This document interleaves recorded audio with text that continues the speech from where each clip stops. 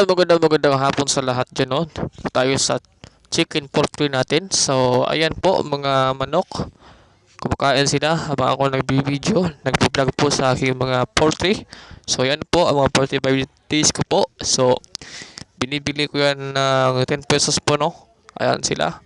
So, maliit pala yan, sisipo lang yan, no? So, pag umabot ng 1 month yan, lalaki na yan po sila. So, kung sino po bibili sa ating 45 days, nandito lang po sa Lower Ipil, Sambuanga, Cebu, guys. So, ayan po ang mga sisiw, ang mga inang sisiw. So, inang manok. So, yan po sila, no? Ayan, kumakain sila. Gabi, no? So, napaka-cute talaga nila. Ayan, sila, kumakain sila.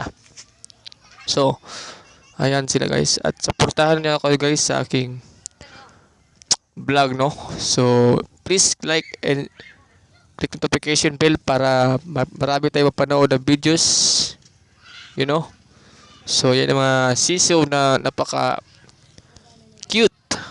Kapag umabot ng Thomas yan guys, lalaki at lalaki din yan ang sisiw natin. So, pwede natin po sila. Ayan, no? So, yan ang napaka-cute ng sisiw na. Pwede na natin yan ibibenta kahit saan guys, no?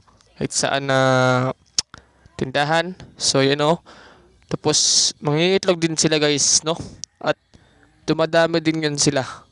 Yan ang tawag na 45 days sa amin, no? Ayan po ang mga sisiw na namin. Yan, no? Inahing sisiw. Ayan po. So, supportahan niyo ako sa aking vlog, no? Ayan po, ito yung binablog ko araw-araw. Ayan. Yan ang paligid namin. Siya na nagkumakain sila. No? Grabe talaga, no?